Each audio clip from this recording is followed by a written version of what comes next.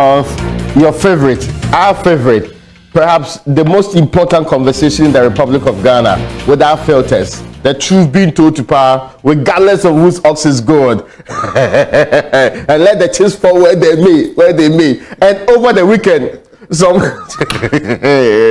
things are happening in this country. Some chips fell in the wrong place. Oh no, the right place. It depends on who's analyzing it. Who's like that? Yeah. See, the man I'm with in the studio today.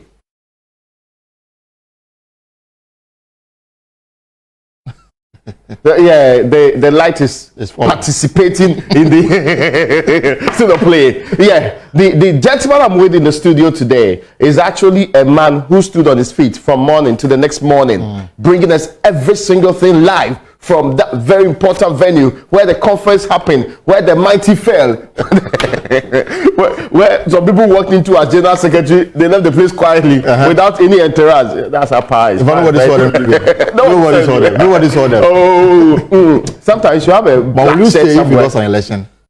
What can you do? Sometimes they may get angry, so the person is to leave quietly. So you know people might have decided not to vote for you, exactly. And in this country they look in your face, they are not voting for you, but still they will vote for you. So let's start with this conversation. But today the crux of our engagement is we have some fresh blend, new and old people becoming the leaders in the governing NPP. But we'll be telling you why the future of the party, whether or not they are able to break the 8 in 2024, will depend on the performance of this government. That is the crux of our engagement.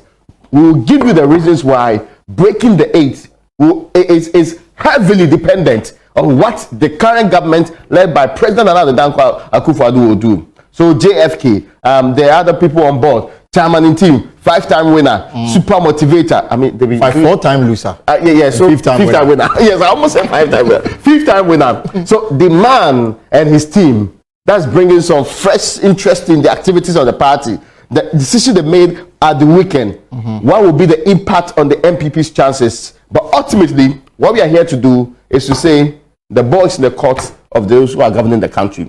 But before then, you were in the thick of affairs. How come that days before this event, from posters to very distinguished personalities in this country, to regional chairman meeting, 15 meeting and gathering and declaring support for one person, and people being told that if you dare contest the man, it's almost like paying school fees. Exactly. You are wasting your money. But that's what this guy told us. Won't to me. Yeah. So after all of those statements, how come the very powerful general secretary who entered the party for almost 20 many years, doing the work of the party, was booted out of office?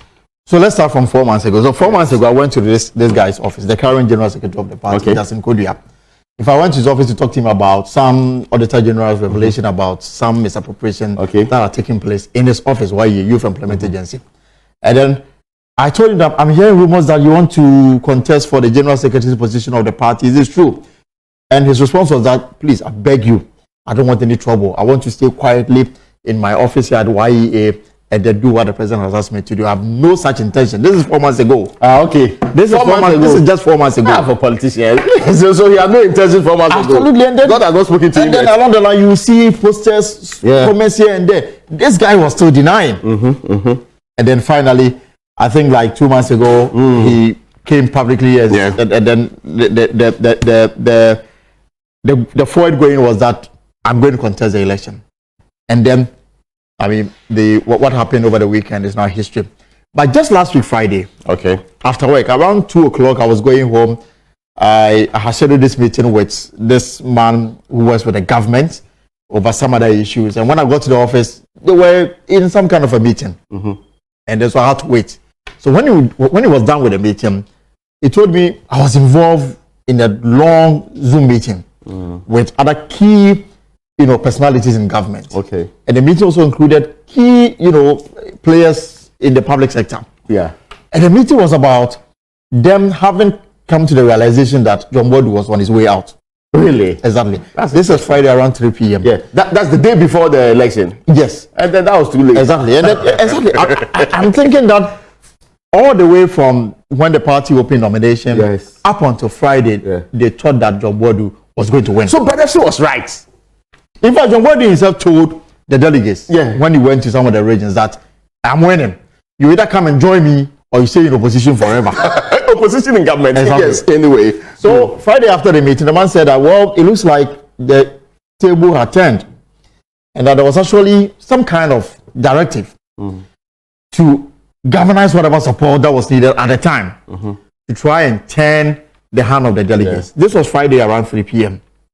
And that in fact, the entire, if you like for a better word, government machinery had now been whipped to put together whatever resource that was necessary to ensure that John General Secretary is maintained the position. This was Friday around 3 p.m. because at that time they had come to a realization that John Boyd was on his way out of the party as General Secretary. I left the office. So I remember in the evening when Evans called me, I told him the information I'm picking was the effect that things were changing and going in favor of Justin Kodua, and I was going to be very difficult for John Boyd to win, to retain his position as the General Secretary. And then on Saturday, we all got to the venue. They said the program was going to start at 9. We started at 9, no show, 10, 11, 12, 1, 2, 3. So the delegates were leaving very far. Not that they were leaving very far. But the people were still holding up. And saying that certain things of life. I mean, you cannot just come and talk to us and go empty-handed. You need to put something on the ground. And then realizing that once they leave their hotel room and then to the stadium, business was going to, and eventually went through whatever was needed to be done. And then the event actually started around 3 p.m. But they are that great in Kodua and the booing. So that's what actually the final decider. The final decider. In fact, but we're told at the point that no, forget about applause. Applause. See, Stephen T has been receiving applause for 4 different occasions, and yet still be losing the election. So you cannot be really sure about that. We're also told that the future of the party will not be given to a new person, somebody who rarely had not been in the thick of affairs of the party for long. So as for applause, young men can applaud their own. In fact, I told the deciders, they said that these are not delegates. They are just people who came to witness the thing, and that the delegates are different from people applauding you. You may get applause, but may not win the election. In fact, that's not what I told Joseph Akable. People who are applauding may not be delegates after all. So if you get fooled by the applause, you might end up on the losing side. But in this case, it turned out to be the way the applause came. And indeed, when Peter McMahon announced that somebody had secured an injustice of TESCOM and some other organs were not going to vote, the applause on the side of John Boyd supporters became even louder, because the assumption at that time was that the TESCOM guys were going to vote for Justin Kodua. So we were there all the way up to 5 a.m. and I guess the result indicated action was going to change. But for the chairmanship, it was pretty obvious that Stephen T was 5th time lucky. And for now, we can clearly say that the party people decided to reward him for his long service, dedication to the flag bearer, to the which until Saturday for the 5th time, and I eventually won. So that is how Saturday went. It's interesting, right? I mean, all of these things about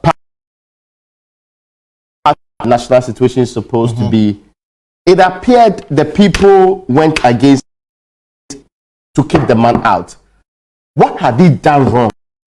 Complain about not be able to complain about he changing from what used to be the lovely person they all engage as organizer, then all of a sudden becoming general secretary and doing all the things in the party, and even understands that he is very much unreachable to the who pay him back. Right. But all of this put together, was it enough for them to go against their own party leadership at every level? Choice. I heard people saying that, right, if the guy who's paying your school fees, who's taking care of you, says go and vote for somebody, and you're refusing to vote for the person, you go and make your decision. Exactly. When you're done with the decision, you come back and see who's going to feed you. So all of those things were said, but still the people opposing. What had John Boyd done so? Apart from the fact that the argument against him before the conference was that he was arrogant, he was unreachable, and he was never seen in the office.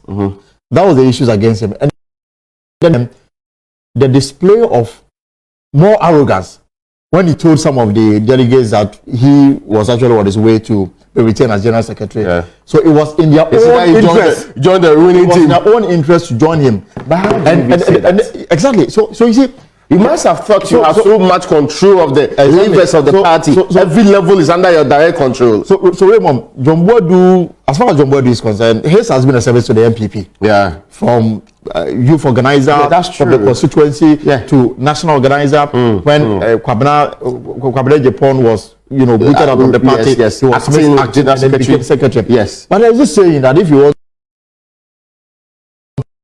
you give him power or money. In any case, this is absolute power or money. Exactly. So a party that will be in opposition with an organizer that will suddenly find himself in power. The combination of the two, and then you realize that the true measure of that person come into full glare, and that.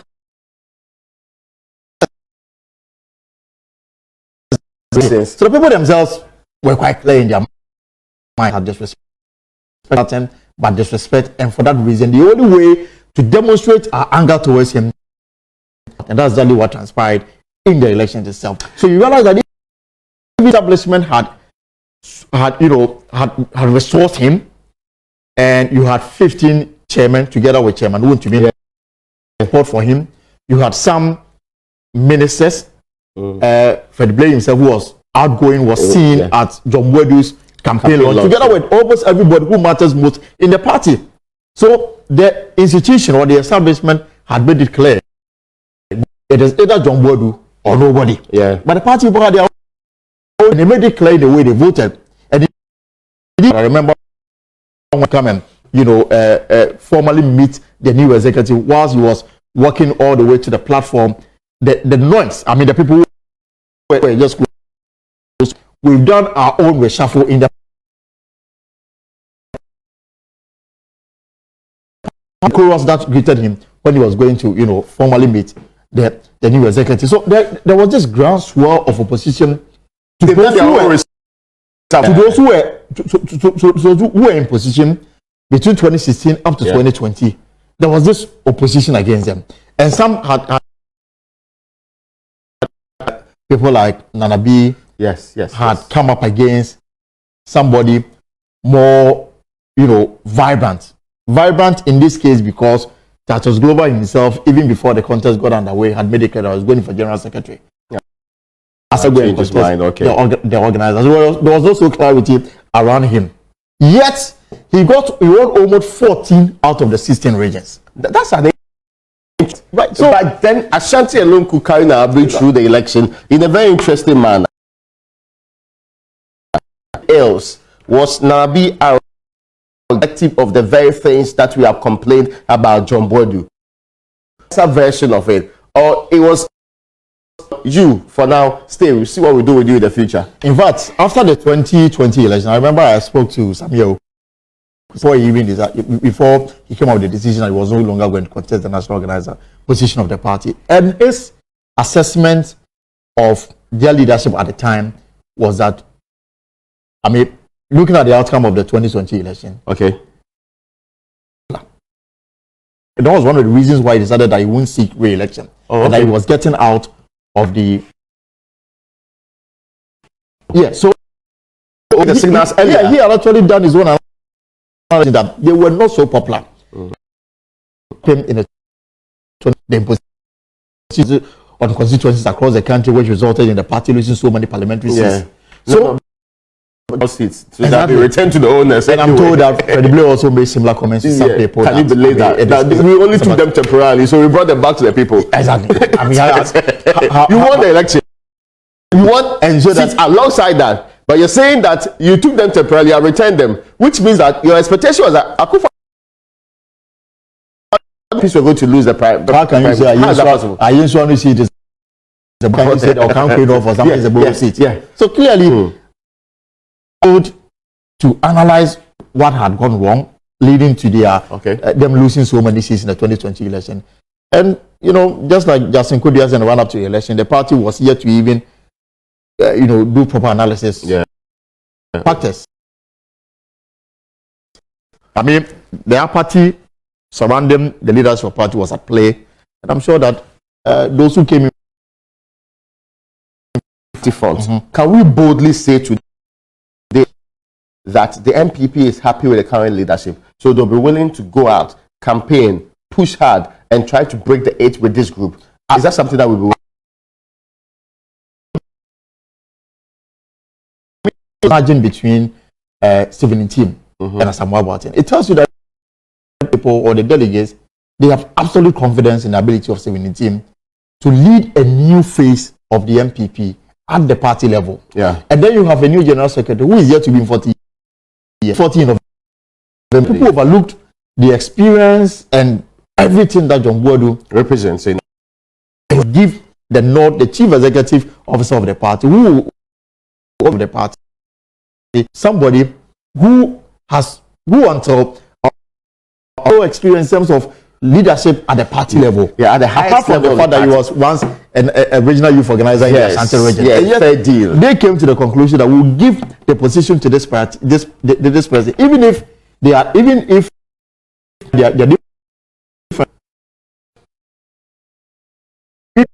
who have more experience than that was parents on the same slate. Exactly. There are other people that comparatively had done a lot more work within the party. But the same pair of hands to transition into a moment like that. Exactly. You will look at either Opariansa or the others. Yet they decided that they will go with Justin Kodua. Now, over the years, we have had, whenever the NDC had won elections, you take out President Rawlings with a lower percentage. Right. So, for example, let me just put some of these things in there. Now, Mills has 2, and President Mahama got 50.7 in 2012. Now, the NPP obtained in 2009%, 2004 52.4%. Then in 2000,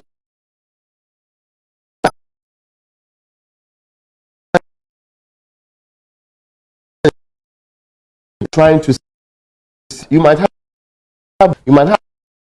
this, but the next few years, that's for a government that's already having effects of inflation with the debt situation we have in the country, a government that may be in very stricter terms, the biggest headache this government, whether or not break the 8, no matter who is leading the election, will depend on the conduct of the party today. Of course. Will depend on whether government is able to do enough to convince the people that with this.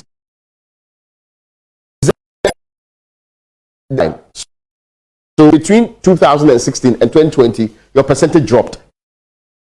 Going to the next election, the tendency that your percentage will drop is also there. 1%, you are out of the 50%. Of course. That means that you are not likely to win the election. So, as has always happened, mostly parties win their first election with a higher percentage. The next election, 2, 3, or 4%. Then the next election, finally, they end up dropping out. That's why they don't break the 8. So, will the NPP with this current state, ahead of an IMF program, ahead of the current difficulties we find in there, to break the 8? We are basically saying that it is not dependent on who is the flag bearer. It is dependent largely on how you agree. Absolutely, and indeed, this in the second term, they have a lot of opinions that competent. Another term. Exactly. First of all, you have new leaders. Secondly, you have a president who is going out. That's true. And then for the flag bearer position of the party, a bigger fight. Exactly. Ahead, anyway. Now there are people of the view that we've taken back our party. Taking back your party from who? From that's an interesting development. From the party. Is it the Ashantis? That's or who? But they do reflect in the voting. Because if you look at it, there is a presumption that the Ashanti bloc heavily voted for all of their own. Because they have about 800 delegates. Yeah. In fact, and if they all vote for you, you have a very big hand ahead. You get it. The reason why the B is the national organizer of the party is because they had more votes from the Ashanti region. That's true. The reason why even Justin Kodua himself is general from the Ashanti region than John Boadu. Because at some point, John Boadu was leading. Yeah. It was only when the Ashanti votes came through in the build-up to the final declaration. So it is very now idea the number of people they can lay claim to and say that we have 4 million supporters. He said they don't know. They've not done registration. They said they've not done registration. There's no to suggest that so and so people. But that was one of his campaigns. Interesting. Anyway, we register our own. Okay. And both parties have come to the conclusion that alone cannot win them any election in this country. Evidently, all the time. The people who decide who become the next president are in this bracket. That's true. Would they overlook the economic challenges that is confronting them now? Would they overlook the issues of poor leadership? Would they overlook the fact that people have become suddenly arrogant, corruption, allegations of corruption, and all those issues? Would they overlook them? Would they look at the new face of NPP and say that these people give us new hope of a better Ghana? So there's an interesting development even on that phase. So if they want new confidence, new hope, and a new face at the party level, would they require the same at the flag bearer level? That's an important question to ask.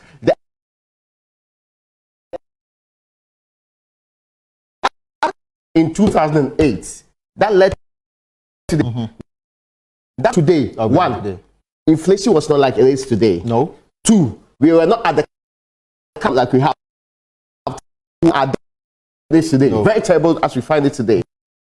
Is it that Kufuor could not do that the current government can do in the next 2 years to ensure that the that is the, in fact, that's the question for the boss. If the NPP is able to answer that question substantively, that if Kufuor, after all the things he did, still the NPP lost in 2008 in the second round, leaving out the power. But Raymond, would we say that in 2000 it was self-inflicted? I mean, in the run-up to it, everything was very clear that Acquah was going to be the next. Yes.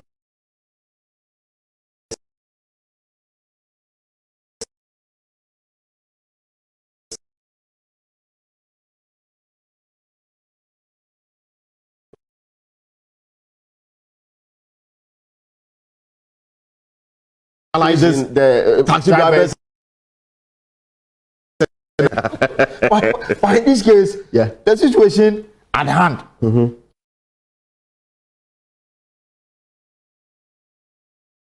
We're doing the situation in the country. It could be an important reason why people have decided to abandon governments. Yeah, because it is their life and what's their 100%.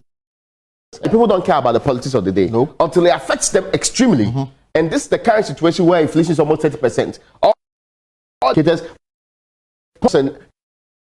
now we are at the level. It's the reasons why I mean we are. If you are begging Parliament for 750.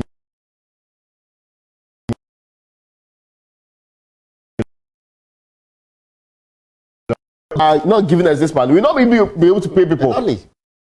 The things that we have to do to survive. $750 million. It's just lesser than what Cocoa. Yeah, for the syndicated loans. Exactly. Yeah. So it tells you where we are currently. What we are is that unless you do something drastic and fast, the next 2 years will be 8, and it is squarely at the doorstep of government. So maybe the party should be having a meeting with into office.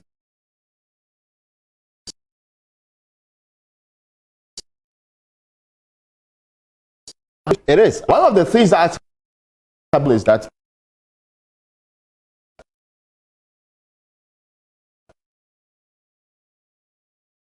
if you deliver a very prominent and proper governance, it may reflect in our election. I don't know, it is the record of Acquah. Yes. Go to and Acquah, I mean, he also conducts himself from now to very key. And how the president, collaborate with whoever becomes the flag bearer. Is it going to be Alan or Baumia? So that's another interesting dynamic. If it is Alan, will the president be so willing to support, to do it, promote, and push very hard? Will the vice president some people even complain? Those are the issues. We know. That some people complained. Acquah, though, there was not so much support for him like could have been if Alan had actually been chosen in 2008. Yeah. Some people were of the opinion that the 2007 decision was in. One of the issues they actually cite to back it is that just after the party had actually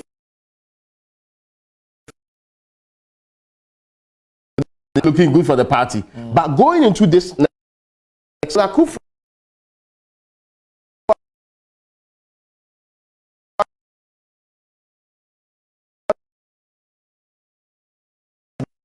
dependent on his track record, and of course, which is currently not looking good. Anyway. Legacy for him to and say that I was able to take the party beyond who was able to break the 8, not only for the NPP, but for the government of Ghana in general, who was able to extend beyond 2 terms and say that we have actually, in fact, if you calculate it,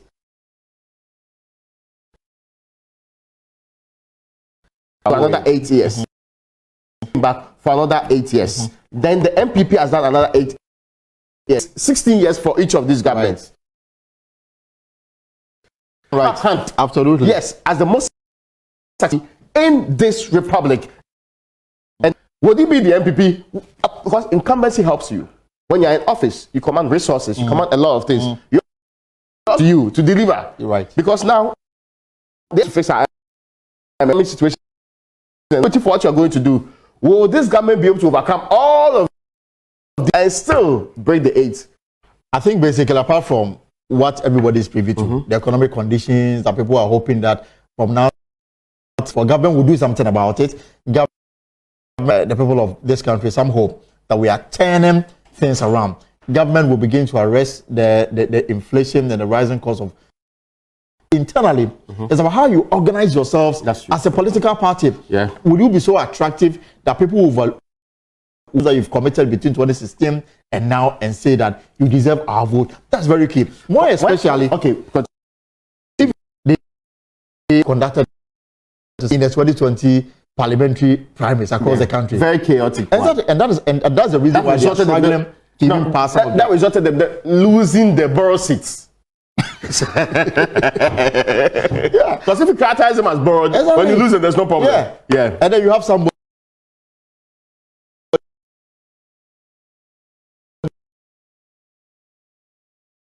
Speaker of Ghana's parliament, and then that person now becomes your savior in the house. If I would, you have to go and bring people from the hospital. You have to be begging the runaway, the MP who is.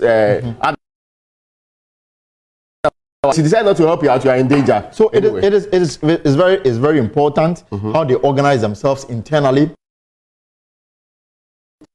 in respectable positions, and how those comments may be a suggestive of the party. Already, if you go on Twitter, there's somebody in leadership position in Parliament. Yeah. On the check the kind of things he posts on Twitter. Yeah. And it clearly tells you to become the flag bearer of the party. Yeah. The front is already divided. You get it. So then if you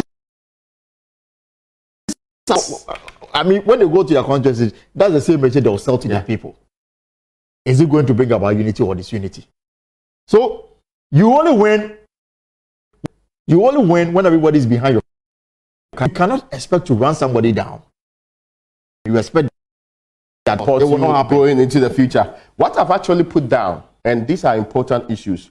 Unemployment will be a key decider in the next election. It is the government that will fix that problem. Dealing with corruption will be a key decider. It's the government that will fix.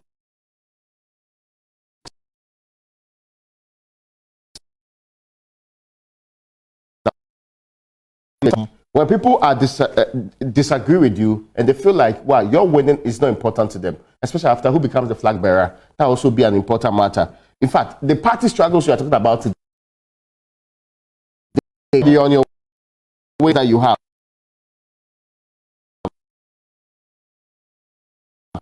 will be another issue that if you don't fix, will lead to much of the people. And if there's no shared vision, people think that what you're saying is not what we want. Certainly,